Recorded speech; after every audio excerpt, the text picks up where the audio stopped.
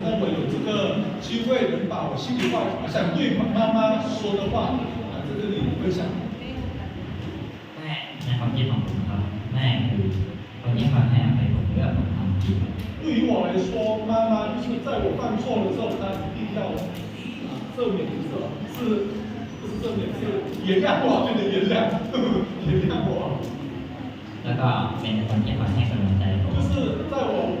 灰心的时候，是一个鼓励我的人。เป็นคนที่คอยปกป้องผมในวันที่ผมไม่รู้จะทำอะไรต่อ就在我碰到问题的时候，是一个帮我打问题的人。ให้กำลังใจผม 就是鼓励我的人。แล้วก็ในความถึงแม้ว่าผมจะเป็นเด็กที่ไม่ค่อยเชื่อฟังแม่เท่าไหร่虽然我是一个不是很听话的孩子，แต่ว่าแม่ก็ให้อภัยแล้วก็คอยสอนผมตลอดว่า但是我妈妈就一直的教导我。ถ้าได้เกิดเป็นลูกแม่แล้วก็ให้ตั้งแต่เชื่อฟังแม่ฟังคำสอนของแม่就是说，当你是我的孩子的时候，你要好好听我的话。เพราะว่ายังไงก็ไม่มีใครรักผมเท่าแม่แล้ว因为没有人比我更爱你。แม่นั้นรักผมยิ่งกว่าใคร所以我觉得我妈爱我在世界上最爱我的人。แม่ชอบพูดผมแต่ว่า妈妈常常告诉我，ถ้าไม่ใช่ถ้าไม่ใช่เพราะแม่ก็ไม่มีใครรักผมแล้ว妈妈常常告诉我，如果不是我的话，没有人在爱你了。มันอาจจะไม่มีผมก็ผมทำผิด就算你犯错了，也没有人来提醒你。เพราะว่าเขาแค่จ้องจะจับผิดเลย很多人呢，就是抓你那些把柄，就是你犯错的时候就抓你的错的东西，做错的东西。แต่ว่าแม่ไม่รู้ว่าเราผิดหรือไม่ผิด但是对于妈妈来说，妈妈没有这么看我们。ความรักของแม่ก็คือความรัก妈妈的爱就是爱。ไม่มี对你呢？ไม่มีคำว่า没有ไม่มีคำว่ารักหรือไม่รัก没有说爱或是不爱。ตั้งแต่เด็กจนถึงตอนนี้从小到现在，แม่ผมก็ยังรัก我们还是很爱我。แม้จะขาดอะไรแม่ก็คอยเพิ่มเติมให้虽然我有一些虽然我生活当中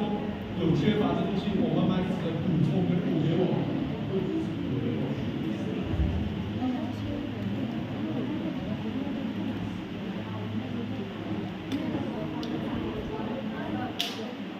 ให้ผมพูดตรง然后妈妈常常告诉我说，ต้องตั้งใจเรียน要好好的读书，จบไปจะไม่ต้องมาลำบากแม่ 毕业之后就不会像我一样那么劳碌。เพราะว่าแม่อยากให้ผมมีชีวิตที่สบายขึ้น因为我妈一直想让我好好生活，ไม่ต้องมาลำบากพ่อแม่ 想要像劳碌像他们一样。เพราะว่าถ้าผมจบไปเราไม่มีอะไรทำ如果毕业之后没有工作，แม่บอกว่าอาจจะไม่มีงานที่สบายและได้เงินเยอะ我妈妈就说，如果你没有工作的话，就没有好的话，就是不会得很多的钱， แล้วก็คือเขา 像别人一样。อาจจะทำให้เราชีวิตของเราต้องลำบากไปหน่อย 这样会让我们的生活一直很累到头来。แม่ของผมก็เลยบอกว่า 我妈就告诉我说， ให้ตั้งใจเรียน 要好好读书。 แล้วก็การนี้ 最后，ผมขอบอกแม่ว่า 我想告诉妈妈说，ขอให้แม่มีสุขภาพแข็งแรง 希望妈妈有好的身体健康， และอยู่กับผมไปนาน 然后希望在我身边到永远， ๆดีกว่าผมจะดูแลแม่ได้ 直到我能照顾她、陪伴她。好，谢谢。 ขอบพระเจ้านะคะที่ได้มีโอกาสมาพูดความในใจ 好，首先我感谢神，让我也机会来讲我对读书的爱。 แม่หนูนะคะเป็นคนที่ใจดีมากๆจบได้ทุกปีหนูก็เอาเปรียบแม่แบบไม่รู้ตัว 我妈妈是一个心地良善的人，每次我都占她的假面欺负她，要占她的这些便宜。 ทุกครั้งนะคะเวลาที่หนูอยากได้อะไรกับแม่หนูก็แค่บอกกับแม่ว่าแม่คะซื้อให้หนูหน่อยเดี๋ยวหนูจะเป็นเด็กดี 每次我想得到东西，我就是告诉妈妈说：“妈妈，你买给我，因为我要做一个好的孩子。” หนูพูดแบบนี้ตลอดแต่หนูก็ยังเป็นเด็กที่นิสัยไม่ดีใส่แม่ 我常常这样跟妈妈说，但是我仍然还是一直是不是一个很好的妈妈，是很好。บางครั้งก็ยังหงุดหงิดใส่แม่และยังทำตัวไม่ดีใส่แม่ 有时候我会跟爸爸妈妈发脾气。 ครั้งหนึ่งนะคะเท้าหนูคอหนูโดนขึ้นต่อ 有一次我的脚被蜜蜂咬叮， ตอนนั้นหนูรู้สึกเจ็บมากแล้วก็แบบไม่รู้จะทำยังไงค่ะ 那个时候我觉得很痛，我不知道怎么办。 แล้วแม่หนูนะคะพยายามเอาเหล็กเอาเข็มเพื่อเอาเหล็กในออก 那个时候我妈一直帮我拿蜜蜂那个尖尖的那个出来， หรือแบบใช้นิ้วในการบีบเพื่อเอาเหล็กในออกก็ยังไม่ออก 就是用手一直挤，为了拿那个蜜蜂那个屁股尖尖那个拿出来，可是那个才出不出来。 ตอนนั้นหนูรู้สึกว่าเจ็บมากแบบไม่ไหวแล้วแม่หนูตอนนั้นแม่หนูก็รีบใช้ฟันตัวเองเพื่อแบบเอาเหล็กข้างในออก 那最后呢，我妈就用嘴咬那个脚踝，那个就是为了把那个撇出来。 รู้สึกว่าตอนนั้นหนูรู้สึกว่าหนูตกใจมากเพราะว่าเท้าของหนูมันสกปรก 那 มาก 个时候我吓了一跳，因为那个时候我的脚很脏。 แต่แม่หนูก็ยังใช้ปากของตัวเองในการเอาออก 但是我妈妈一直帮我，是用脚用嘴把它吸出来。 แม่อยู่กับหนูเสมอนะคะในวันที่หนูยิ้มหรือว่าเหนื่อยหรือว่าเศร้า 我妈妈一直在我身边，无论在我难过的时候，在我开心的时候。 แม่บอกไม่บ่นกับหนูเลยค่ะว่าแบบ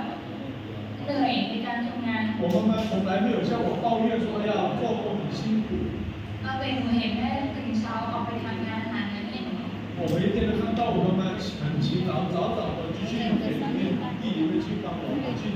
找钱去做工。 แม้แต่วันนี้นะคะแม่หนูยังไม่มีเวลาคุยกับหนูเลย 连今天我妈妈还是很忙，没有跟我讲话， เพราะว่าแม่หนูต้องทำงาน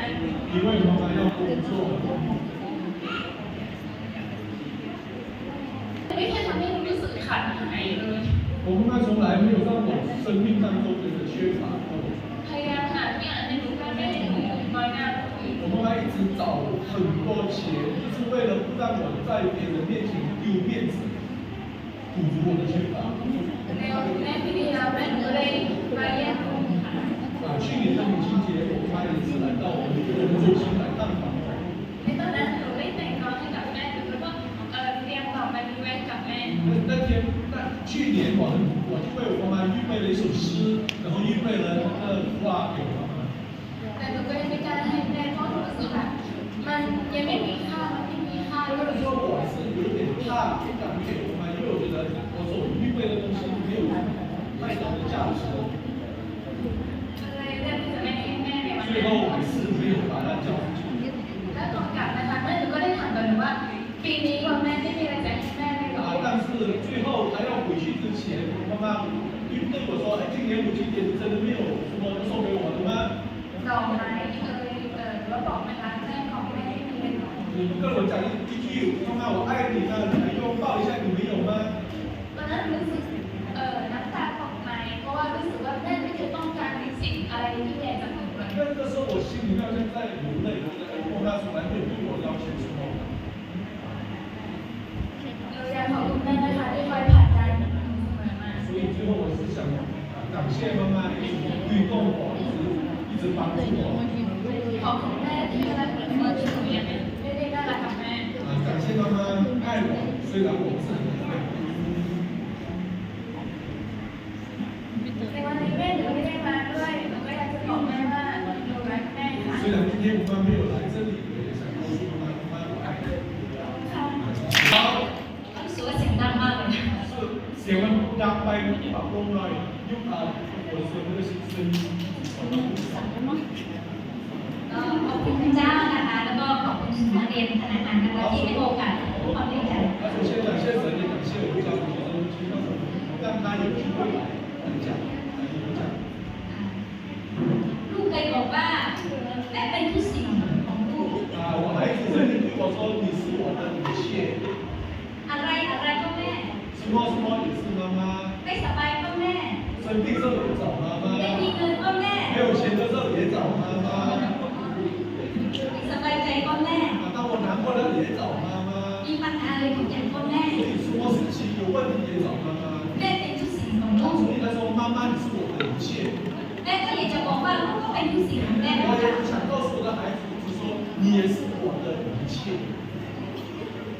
อยากจะพูดถึงความรักของแม่ 所以我想告诉他我对他的爱。 ความรักของแม่เป็นความรักที่ไม่มีเงื่อนไข 我对他的爱其实没有什么要求， เหมือนกับความรักของพระเจ้าที่ไม่มีวันสิ้นสุด 就好像神对我们的爱一样，神对我们的爱一样，他对我们也没有什么太大的要求。 เพราะว่าความรักของมนุษย์เนี่ยถ้าไม่สวยไม่หล่อก็เราจะรักได้ไหมมีเงื่อนไขนะ 因为人的爱呢，因为人的爱呢有一个要求，当你长得丑啊，你的长相不好看，你的行为不合格，我也是有限的。 แต่ความรักของแม่เนี่ยถึงแม้ว่าลูกเป็นยังไงขี้เหร่ยังไงพิการยังไงแม่ก็รัก 但是对于妈妈来说的话，我对我的孩子，就算你很丑，你很胖，我还是很爱你。 ความรักของแม่เป็นความรักที่เสียสละเพื่อเราได้ 所以对于我来说，妈妈对孩子的爱是可以是一种牺牲的爱。 อดทนเลี้ยงดูลูกตั้งแต่เล็ก 妈妈，我们忍受养你从小到大， ๆทำงานหนักเพื่อหาเลี้ยงลูก 我们工作很劳累，让你能有。 พ่อแม่เราทุกคนทำงานหนัก 其实所有的父母亲工作都真的很累， ทำงานหนักเพื่อใคร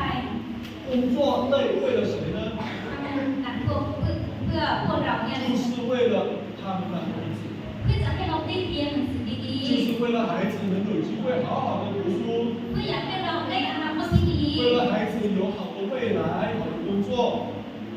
พ่อแม่หวังดีก็เลยมาฝากที่ของพัฒนา 所以父母就是对你好，才把你交给学生的。 ไม่งั้นไม่มีพ่อแม่คนไหนหรอกที่ไม่อยากให้ลูกอยู่กับพ่อแม่ 其实没有一个没有一个父母呢舍得把自己的孩子离开他们的家。 ความรักของแม่เป็นความรักที่ห่วงใยเสมอ 所以对于妈妈的爱是一种一直的很想照顾你， อยู่ที่ไหนก็เป็นห่วงนะ 一直担心你。 ไปโรงเรียนก็เป็นห่วง 你去学校的时候，我们在家也很担心你。 โดนเพื่อนรังแกหรือเปล่า 有时候会想，哎，有没有被人欺负、被人霸凌？ ถ้าเราไปโรงพยาบาลเนี่ยก็เป็นห่วงนะ 每次你们去楼山这里走去，我们还是很会担心你们。 โทรมาว่าแม่จะไปโรงพยาบาลแล้วนะ 每次打电话来，妈妈，我要去楼山。 โอ้ยรถเยอะอ่ะใจเราก็ไม่เป็นสุขเนาะ 因为 ใจ 我 เรา 看到过那个路嘛，所以我们很担心。 เรามาได้ยินว่าขับมอเตอร์ไซค์ออกไปแล้วนะ 有时候听说，哎，你看我孩子骑摩托车出去， โอ้หัวใจแม่จะเป็นยังไงล่ะรถเยอะ 我妈妈，我们看他做妈妈的人也是一直很担心。 เป็นห่วงมากนะเป็นห่วงหมดเลยนะ 就是全部的是很担心。 นี่คือความรักของแม่ 这 ที่ 就 จ 是 ริง 母爱，对孩子的爱。 ฉะนั้นอยากจะบอกเด็กๆว่า 所以我想告诉每一个孩子们， ให้เคารพเชื่อฟังพ่อแม่ 要孝敬父母。 บางคนนะกลับไปนะเถียงแม่ดีมากเลย 有时候我们回家的时候，有些孩子一直跟父母顶嘴。 โอ้พ่อแม่พูดแค่คำสองคำนะโอ้ประโยชน์เยาเหยียดเลยนะ 父母对他讲一句，你跟父母顶了10多句。 พ่อแม่เสียใจ 有时候这个行动真的会让父母难过。 เราจะต้องเชื่อฟังแล้วก็ให้ความเคารพ 所以呢，我们要听父母的话，要尊敬我们的父母。 ในพระธรรมเอเฟซัสบทที่6ข้อ1ถึงข้อที่3ได้บอกไว้ว่า 在以弗所书第6章第3节说， ให้เราเชื่อฟังพ่อแม่ 让我们听从父母的话， ให้เกียรติพ่อแม่ 尊重他的， เพื่อเราจะได้ไปดีมาดี 那我们才能顺利嘛，一切所做的才能顺利， และจะมีชีวิตที่ยืนยาว 然后有好生命长久。 จะมีตัวอย่างเล่าให้ฟัง 有一个例子，想跟大家讲一个例子。 เมื่อหลายปีที่ผ่านมามีเด็กผู้ชายคนหนึ่งอายุ16 ปีประมาณ16 ปีเนี่ย 在过去几年前呢，有一个孩子大概是67岁， แต่ละวันนี้ไม่ให้เกียรติแม่เลย 每一天对父母呢不是很尊重， แม่สอนหนูมาแต่เยาเหยียดเลย 父母只讲一句，每次顶的是10多句。 เอาก้อนหินโยนหลังใคร 有时候趁父母的心拿石头丢那个家的那个瓦片， แม่ก็ร้อง 到屋顶 ไห้ 屋顶。母亲呢每一天为他哭， สอนลูกไปร้องให้ไป 一边教孩子一边流泪。 มีอยู่วันหนึ่ง 有一天， ด้วยความรักของแม่เนาะ 因为母爱， โอ้ซื้อรถสูงๆให้เลย 买了他一张高的摩托车， ด้วยความรักนั้นเนี่ย 都是爱心，母亲的爱心。 แล้วจะไปตลาด 然后要去那个街超市， แม่บอกว่าโอ้ลูกเอ้ยอย่าไป 他母亲对着提醒他孩子说：“哎呀，不要去。 วันนั้นก็เถียงกันอีก 然后那天他跟他妈妈有一个大吵架， จะไปให้ได้ 他那个孩子一直想去， โอ้ขับบิ๊กไบค์สูงๆนะ 骑着摩托车然后 โอ้ขับไปในตลาด 就去了那个超市路上， มีรถเก๋งคันหนึ่งจะเลี้ยวกลับ 有一辆车要转要回头， มอเตอร์ไซค์ตรงเลยปุ้ง 然后那辆摩托车直接撞了车， สลบคาที่ 最后还不算死是昏迷， เราไปนอนโรงพยาบาลไหนประมาณอะไรขึ้นอยู่ 然后去医院住了10多天， เราก็จากไป 然后就离开这个世界。 เป็นไงล่ะคะพี่น้องเป็นไงคะ 怎 เด็ 么 ก 样？怎么样呢？ ๆการไม่ให้เกียรติพ่อแม่ 这就是不听父母的话、不孝敬父母的一个例子。 ถ้าเราจะได้ไปดีมาดีมีชีวิตที่ยืนยาวเรา 听 จะ 说的主动尊敬父母，就顺利一切都是。 เราจะต้องเชื่อฟังพ่อแม่เราต้องให้เกียรติพ่อแม่ 所以我们要好好的听父母的话， แล้วก็อย่าทำให้พ่อแม่เสียใจ 然后不要让父母难过， ตั้งใจเรียนหนังสือ 好好的读书， ตั้งใจเรียนหนังสือเพื่ออนาคตของตัวเอง 好好的读书，为了我们的未来， มีการมีงานทำที่ดี 可以好的工作。 บางคนที่ต้องจ้างเรียนนะ 有些人是要请，不是请，就是给他钱去读书， ทำอย่างนี้ไม่ได้นะ 这样孩子是不行的。 ต้องตั้งใจเรียนหนังสือดี 所以我们要好好读书。 ๆบางคนส่งมาเรียนที่นี่ไม่ตั้งใจเรียน 有些孩子来到这里不好好读书， มาแล้วจะไปโรงเรียนไม่ถึงโรงเรียน 有些孩子走去学校，但是不到学校， ไปหลบอยู่บ้านร้างก็มี 去躲在路边呢，去抽烟也有。 บางคนอ้างนี่ว่าไม่สบาย 有些人常常找借口生病啊什么， บางคนไปหลบในตู้ก็มี 有些孩子他藏在那个衣橱里面， เด็กๆอย่าทำอย่างนี้นะ 孩子不要这么 อย่า 做， ทำให้พ่อแม่เสียใจ 不要让父母难过， ตั้งใจเรียนหนังสือ 好好的读书， แล้วก็เป็นเด็กดีด้วย 好好的做好的孩子， อย่าไปสูบบุหรี่ 不要抽烟， อย่าไปกินเหล้า 不要喝酒。 ถ้าพ่อแม่ได้ยินเสียใจไหม 如果父母听到真的很难过， โอ้เด็กบอกลูกของคุณสูบบุหรี่ลูกของคุณกินเหล้า 听到这里的老师打电话去，哎，你的孩子抽烟，你的孩子喝酒， พ่อแม่เศร้านะ 孩 เสี 子 ยใจนะ 父母会很难过， ฉะนั้นเราต้องเป็นเด็กดี 所以要做好的孩子。 เนี่ยได้ยินว่าวงเพดานได้วงเพดานนั่นแหละได้ยินว่ามีผู้หญิงนะไม่ไหวนะ 啊，所以我们就说要家里 ฉะนั้นเราต้องปรับตัวเองนะคะ 改变。 อย่างหนึ่งคือเราต้องประหยัด 还有一个最重要是要省钱，要乱用花钱。 รู้สึกว่าเด็กๆใช้เงินเยอะเลย 听说孩子要用很多钱， ก็ต้องประหยัด 要好好的省钱， อย่าเข้าเซเว่นบ่อย 要常常去7-Eleven， นานๆครั้งหนึ่งก็ได้ 啊，久久一次是可以的， แต่อย่าเข้าบ่อย 但要常常去。 โอ้ที่ผ่านมาเคยเห็นใช้200-300นะ 每次你们去那个7-Eleven都是100-300。 เด็กๆลองคิดดูสิกว่าพ่อแม่จะได้เงินมาแต่ 你 ลำบาก 想 ข 一 นาด 下， ไหน 父母每一天得到那个钱，就真的很辛苦 โอ้รับจ้างวันหนึ่ง300 啊！有时候做一天的工作才300泰铢而已 ก็จะเข้าเซเว่นที่หนึ่งหมดแล้วว่า 啊，300泰铢你一个7就没有了。 ถ้ารักพ่อแม่ต้องประหยัด 所以你要好好的省钱，爱父母的省钱。 แล้วต้องไปกินข้าวเจด้วย 啊，中心有饭吃，去中心吃，不要中而且有饭。 เด็กๆต้องให้เกียรติอาเจด้วย 啊，孩子要尊重安姐， อาเจก็เป็นแม่ของเราคนหนึ่ง 安姐是我们第二个母亲。 อาเจนั้นทำกับข้าวตื่นเช้ามาทำกับข้าวให้พวกเรานะ 知道安姐是早早的起来，是为了我们预备的食物。 เนี่ยรักเรานะ 孩子很爱我们， เราต้องไปกินข้าว 我们是有会去吃饭， ช่วยพ่อแม่ประหยัดด้วย 还会父母省钱。 เราต้องไปกินฟักทองเยอะ 啊，常常吃那个南瓜， ๆมีวิตามินสูงนะ 南瓜是那个维他命很高， ผักก็ดีนะ 菜也很好。 เนี่ยลูกนี่ก็กินฟักโตมาเนี่ย 啊，我是让我在中心长大，从小吃那个黄瓜、南瓜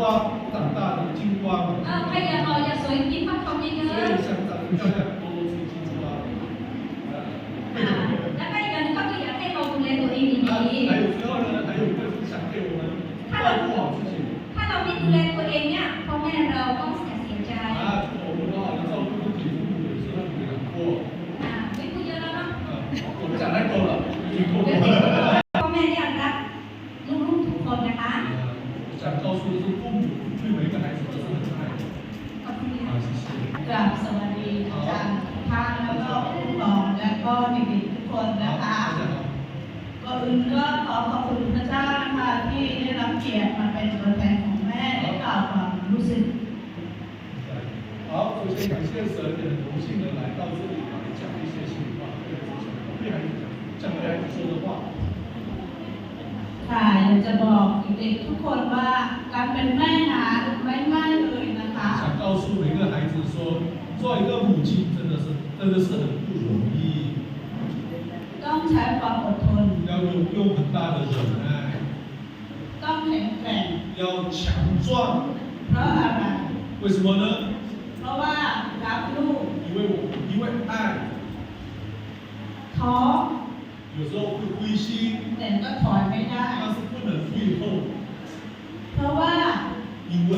คิดถึงลูก 想孩子 เหนื่อย 累， ไม่ทำงานได้ไหม 不去工作可以吗？ ไม่ได้ค่ะ 不可以， เพราะว่า